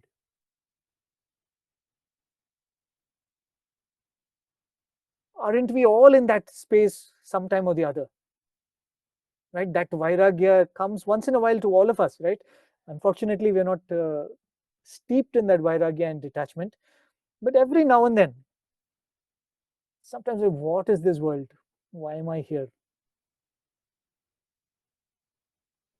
Listening to the Srimad Bhagavatam will give you some purpose to hold on to this life. Right? And this is, I'm sure this is an experience for so many of us. When we found that this life was not worth holding on to, listening to him makes you forget everything. Isn't it? And that is why Shuka's character is also something that is found in each one of us. Because in each one of us, there is that jnani, there is that jignasa who is like, I'm done. I want to find that goal. I want to find my Lord. I want to merge in him. till that final moment comes to find that Lord in our world around us, the Bhagavatam helps. Finally comes the King Parikshit, right? He is supposed to be the embodiment of the ideal Bhagavata. Swami gives him as the example for Shravana Bhakti, right? Shravanam, Kirtanam, all the Navavidha Bhakti. When he speaks, Swami will always say Parikshit is the example for Shravana, listening to the Lord, because merely by listening he has attained liberation. And I'm sure all of you know the story. He has this curse. He is going to die in 7 days. But guess what? All of us are going to die in 7 days. Right? The inner meaning of that is all of us will die in one of the 7 days in the week. Right? When we say that, like Parikshit, we are going to die in 7 days, it means if not today, if not tomorrow, one of these 7 days in the week, starting from Sunday to Saturday, we are going to die. And unfortunately, we don't know when. Fortunately, Parikshit knew when. Right? When we say that, like Parikshit, we are going to die in 7 days, that's what it means. It could be any one of these 7 days, who knows? Are you ready for it? Are we ready for it? Right? Imagine when he's faced with his death in 7 days, he's wondering what to do, and there manifests in that place Shuka. He says, yes, you are ready to listen, I am ready to narrate. Swami has written the Bhagavata Vahini even before we were all ready, and it's just sitting there, right? The day when we really are ready, maybe that will be that final Saptaham that we will do, isn't it? Swami very beautifully would tell, we all chant the Mrityunjaya Mantram, right? Where it says, Urva Rukamiva Bandhanat. That is the prayer you make. May I leave this world like how a ripe cucumber falls off the creeper. You don't need the effort to pluck it. Right? You're so saturated that you're ready to give up this world. I remember I met one very elderly person a few years ago when I was traveling, and he was narrating this. I mean, the way he said it, it was very beautiful. Right? It's an experience that each one of us have had from our childhood. One very not very dangerous but unpleasant experience is that of ripping a band-aid, isn't it? If you want to rip a band-aid from your skin, it's the most painful thing in a way, right? Why is ripping a band-aid painful? Because that it is clinging to your skin, right? And you're trying to pull it out. And when you do that, the band-aid is trying to hold on to every millimeter of your skin, and you have to pull it out, and it's painful. He said, imagine the moment of death is trying to rip this Jivatma from this Deha. And this Jivatma is so attached to this Deha that it will not let go. So pulling this Jivatma from the body is 100,000 times more painful than ripping that band-aid. It is like being pierced by thousands of needles, being stung by thousands of scorpions. Right? That is why the moment of death is actually, it's supposed to be very, very scary. But when you are lost in the thoughts of the Lord, Urva Rukamiva Bandhanat, you will fall away like that ripe cucumber. And that is what Parikshit showed through his life, right? Because so beautifully, in fact, I'm going much ahead of myself. The chapter where Swami writes about Parikshit's passing away, it's so quick, right? When we were doing the program on the Bhagavad Vahini on the radio, we were like, that's it? Because that's what it was. Right? The moment of death came, and like a breeze, he left. No fanfare. And that's the blessing. Right? And to reach that blessing, he says, Shravanam, to listen to the stories of the Lord. So how much time do we have? I really don't think we'll have to time to go through the chapters. Maybe we can go into the question answer sessions, or you want me to speak a little more of the chapters? We can do that. Anything, whatever works for you all. Maybe we have about 5-ish minutes and then we can start on the Q&A. That'd be brilliant. Sure, sure. Thank you. So thank you for that, because the first few chapters of Bhagavatha are very, very painful, to be very honest. Especially to go through it at this time of the year, as we are approaching Swami's Aradhana Mahotsavam, because Swami speaks about the moments when Krishna chooses to leave his body. Gives very, very dark deja vu, that's what I can tell you. But for whatever reason, Swami has decided to write it in such elaborate detail. Right? As I said, the Bhagavatam is supposed to be the story of the Lord as well as the story of the devotees. So through that narration, Swami beautifully explains about each one's reaction. And I think that is the message for all of us. Right? When he writes about Mother Kunti, Swami finishes it again in just one sentence. Arjuna comes and tells Mother Kunti Krishna is left. She says, she just calls out to Krishna. She says, Gopala, and just falls dead. That's just that one moment. That is her devotion. And Swami speaks about the Pandava brothers, that the moment they hear it, they're very clear that this is it. It doesn't matter that they've fought a battle. It doesn't matter that they have to rule a kingdom. It doesn't matter, nothing. He says, Krishna is not here. We are not here. And Swami very beautifully describes in his discourses about the equanimity of Dharmaraja or Yudhishthira. When the news comes that Krishna has left and Mother Kunti passed away, Krishna says, he calls Bhima, and very, very clear instructions to Bhima. Swami says, he calls Bhima and tells him, take care of the arrangements of the funeral of mother. He calls Arjuna and says, make arrangements for the coronation of Parikshit. He calls Nakula and Sahadeva and tells, make arrangements for the Mahaprasthana, or we will leave. The idea is to just start walking towards the northern direction till you drop dead. He says, imagine in a single day all these arrangements were happening. Funeral for the mother, coronation for the grandson, preparations to leave, and giving final instructions to all the ministers that this is it, we are all going. What amount of detachment and vairagya that devotion must have brought in the mind of Yudhishthira for him to be able to do this with perfect calmness. And Swami said that is the example of a true devotee. And that whole, the first few chapters, Swami describes that. In fact, one of the other important things that Swami mentions in the first few chapters is that of this yajna that Yudhishthira wants to do.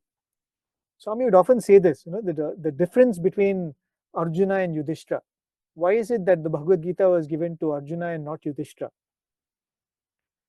Swami would say that Arjuna had Purvatapa, where Yudhishthira had Paschatapa, which means Arjuna wondered whether his actions were good or wrong or will be dangerous before he acted. That is called Purvatapa. Whereas Yudhishthira, after the war, he started worrying. The same Vishada that Arjuna had before the war, Yudhishthira has after the war. Because after the war, he says that, oh my God, so much carnage, so many people have died, I should do something about it. And he goes to Krishna and says that, Krishna, I should do something about this. And people say that, why don't you do an Ashwamedha Yaga? It's a very, very expensive affair, right? And the coffers are empty after all the battle. And here is Yudhishthira saying that I am so repentant, I don't want to do one Ashwamedha Yaga, I want to do 3. And Krishna is keeping quiet in all this deliberation and finally looks at Yudhishthira and asks, are you sure? Where do you think you're going to get the wherewithal from? It's going to be really expensive. So then Yudhishthira says, see, Krishna, I've expressed what I felt like, but the final instruction is yours. If you say don't do, I will drop it. Right? Because everybody tells him that, there's nothing for you to feel sad about. Vedavyasa tells him, the ministers tell him that you have just followed your dharma, don't worry about it. But Yudhishthira says that no, I have to do this. But finally, when Krishna says this, Yudhishthira says, okay, if you say let's not do this, I will not do. My obedience to your word is in no way lesser than my own thoughts or my own understanding of right and wrong. Then Krishna says, no, if you feel like doing it, it's a good thing. You go ahead, my full support. But then this question of where will you get all the wealth from? Because you have to do a lot of dana when you're doing this yaga. So then Yudhishthira looks at Krishna and says, Krishna, anybody else tells this, I will accept. But you can't play this drama with me. Right? Yudhishthira says, I have you, I have everything. As long as I have you, I have nothing lacking in this life. And then Krishna says, okay, if you have that faith, then I will help you. And that's how Krishna actually points to a particular cave where a lot of gold has been abandoned by people who participated in a yajna a few hundred years ago. Right? The king had done an elaborate yajna and gave away a lot of gold as gift. People could not carry back the gold, so they've dumped it in one place and gone. And nobody knew about it, and it's got stored in one cave. So Krishna points that cave to him and says, go and pick up from there. You can do the other. Right? And it's an expression of the devotion and surrender that Yudhishthira had. Yudhishthira believed that Krishna can give me whatever I need. And that is how they go and do the yajna. I'm going to stop with this, but I'll just tell a very small story I just heard a few days ago. We all know of this devotee of Swami who was in Bangalore. You would have seen him in old videos walking behind Swami, Dr. Padmanabhan. Swami had asked him to practice dentistry. Right? He was a dentist. Swami asked him to go to Austria, do another course and come back. There's a beautiful story in that also. So after he comes back, Swami tells him, you know what, I want you to practice dentistry in the city of Bangalore. So he said, Swami, I've just come back from studies, and this is like early 1950s or 60s maybe. So he says, Swami, I've just come back. I don't have any money to set up practice. Right? And to be a dentist, you have to buy a dental chair, and it's expensive. He says, you don't get those chairs in India. I'll have to import them, and it's pretty expensive. Swami says, no, you set up, you buy a chair. He says, no, Swami, I think I'll practice for some time. I'll collect some money and I'll do. So Swami tells him, okay, do one thing. And Swami gives him a precise address. Go to Sampige Road, Malleshwaram in Bangalore, and this particular door number. That fellow has a dental chair. It's like, Swami, what do you mean he has a dental chair? He says, no, he's not a dentist. He bought a dental chair as an investment, but he's not able to sell it. And it is sitting in his storeroom for the past so many years. You go and take it from him. He says, Swami, how will I go and take it from him? He says, no, you go and ask him. He'll give you. Right? And imagine this Dr. Padmanabhan has to land up in this, in front of the stranger's house, because Swami has given him the exact door number, which street and everything. And he goes there, rings the bell. And that man looks at him and says, yes, sir, what do you want? And he says, I was told that you have a dental chair. I've just finished my dental studies. I've just come and I'm going to start a practice. Do you have? And that man says, yes, I have a dental chair. It has been lying in my godown for the past so many years, and I don't know what to do with it. It's such a nuisance. I'm not able to dispose it, and it's occupying so much place. Please take it. And then he says, yesterday a man came and gave me 50 rupees, and he said, this is the deposit for the dental chair. Tomorrow a person will come and ask for it. You give it to him. And he says, you can take the chair. If you can give me more money, you give me. Otherwise, no problem. You keep it.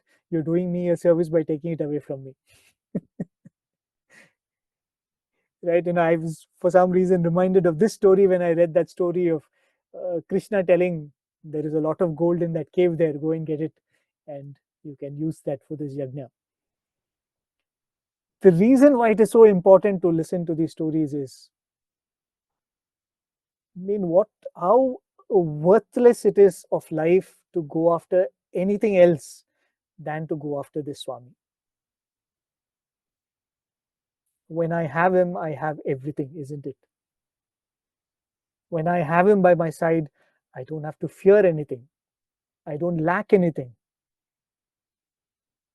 But here we are spending all our time only chasing all kinds of things, isn't it? The more and more we read these stories, more and more we listen to these stories, when we listen to this Bhagavatam, the mind changes, because the whole idea at the end of it is the way we live our life, right? The idea is not to just listen to these stories and say, oh, that was a nice evening well spent, and go to sleep. The idea is this has got to change my life. What is stopping me from living my life exactly the way I'm supposed to? It is fear, isn't it? Right? And we have been given when we talk about sin and merit and karma, whatever you're doing is going to be recorded. There's this beautiful experiment which is done, I think, in Stanford. Many of you must have seen that on YouTube too, where kindergarten children are given marshmallows, and they're told that either you eat this marshmallow now, or if you don't eat it, I'll come back and give you 2, to see how many of them have the self-control not to eat that marshmallow. Right? And there are some kids who have the self-control, some who don't have, some distract themselves and all of that. But one of the beautiful things about it, the teacher tells you that if you don't eat this marshmallow, I will come back and give you 2. Let us say I have the complete self-control, but I will not hold myself back unless I have the faith that I can trust this teacher. Right? Unless I have the faith that this teacher will keep her word or his word, and this teacher can give me 2 marshmallows. Right? Otherwise, it's pointless. Why will I do good in my life if I don't have the faith that my Swami is keeping a note of it and he will give me the reward for it? Right? Only when you lose faith in this universal system, that Swami says good for good and bad for bad, that is the rule. Unless I have faith in this system and I have the patience to wait for my good actions to manifest, I will not give myself to good actions, isn't it? I would rather fill myself with pleasures which give me immediate happiness. So to be able to live a dharmic life, to be able to live a righteous life, it is important to have faith in the ability of God to give you your rewards. And the more we listen to these stories, you know that my Swami can and my Swami will. My boss might not see my good actions. My family might not see my good intentions, but I know my Swami is always watching. I know that all my good is being received by him, and he will reward me for that. Right? The more and more we listen to these stories, I think that is the faith that gets strengthened through the process, and it's a self-fulfilling prophecy, right? The more faith you get, the more righteous you become. The more righteous you become, the more dear you become to him. The more dear you become to him, the more you see his manifestations in your life, and the more faith you will get. Right? And that's why Swami said, if you have a taste for the stories of the Lord, read the Bhagavatam. If you don't have the taste for the stories of the Lord, read the Bhagavatam, because you will get the taste for the Lord. Because Swami said, just like a baby which switches from mother's milk to solid food, it refuses it, right? Vehemently, the child refuses it. But what does the mother do? Forcefully keeps feeding that food, saying that, no, this is good for you, this is good for you, keep eating it. And eventually the child develops a taste for that food. Eventually 40, 50 years later, when the doctor comes and says, stop eating rice, we find it difficult to give it up, right? We've got so attached to it. So in the same way, even if I'm not able to enjoy some of these writings of Swami, let my Shraddha lead me on. Like how the mother forces the child to eat, let this buddhi force my mind to consume this. He says, no, this is good for you, you should eat. 1 hour a day or few hours a week, whatever is your commitment to it, say, no, this is good for you, you should eat it. You may not relish it right now, but it is good for you, it is good for you. And eventually, I think we will develop a taste for it. And once we develop a taste for it, we don't need the Sai Anveshana team to make us read. Right? So I think I'll stop there. I I have all the time, but I'll let you decide how. ॐ जय जगदीश हरे स्वामी सत्य साई हरे भक्तजना संरक्षक भक्तजना संरक्षक भक्ति महेश्वरा ॐ जय जगदीश हरे शशिवदना श्रीकरा सर्वा प्राणपते स्वामी सर्वा प्राणपते आश्रितकल्पलतिका आश्रितकल्पलतिका आपद्बान्धवा ॐ जय जगदीश हरे मातापिता गुरुदैवं पर्यन्तयो नीवे स्वामी पर्यन्तयो नीवे नाद ब्रह्म जगन्नाथ नाद ब्रह्म जगन्नाथ नागेन्द्राश्रयणा ॐ जय जगदीश हरे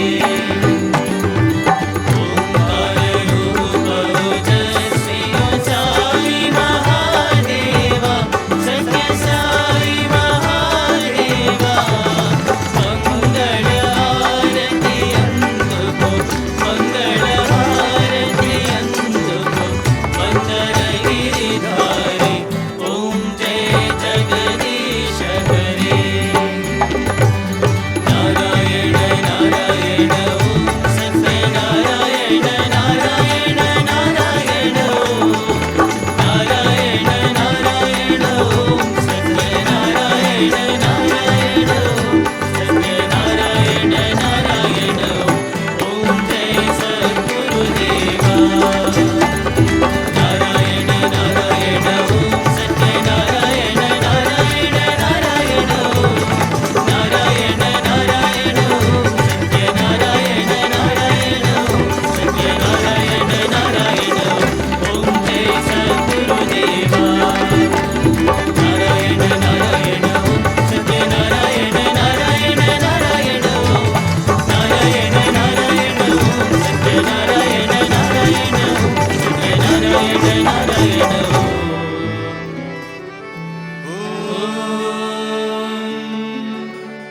जय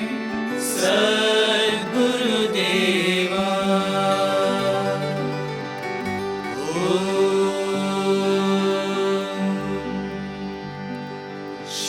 शांति शांति शांति समस्त लोका सुखिनो भवन्तु समस्त लोका सुखिनो भवन्तु समस्त लोका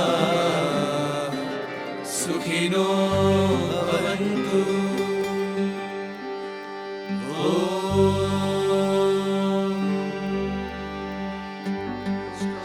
शांति शांति शांति जय बोलो भगवान श्री सत्य साई बाबा जी की जय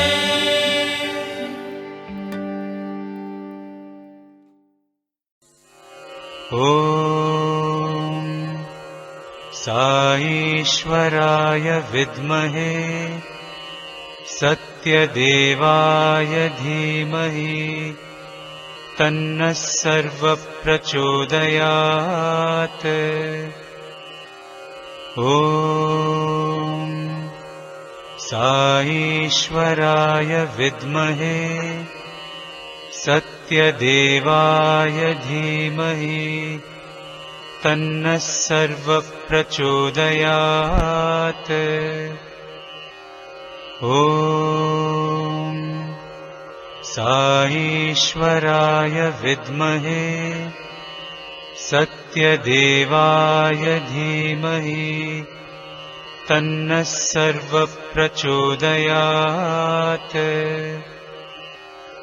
ॐ साईश्वराय विद्महे सत्यदेवाय धीमहि तन्नः सर्वः प्रचोदयात्। ॐ साईश्वराय विद्महे सत्यदेवाय धीमहि तन्नः सर्वः प्रचोदयात्। ॐ साईश्वराय विद्महे सत्यदेवाय धीमहि तन्नः सर्वः प्रचोदयात्। ॐ साईश्वराय विद्महे सत्यदेवाय धीमहि तन्नः सर्वः प्रचोदयात्। ॐ साईश्वराय विद्महे सत्यदेवाय धीमहि तन्नः सर्वः प्रचोदयात्। ॐ साईश्वराय विद्महे सत्यदेवाय धीमहि तन्नः सर्वः प्रचोदयात्। ॐ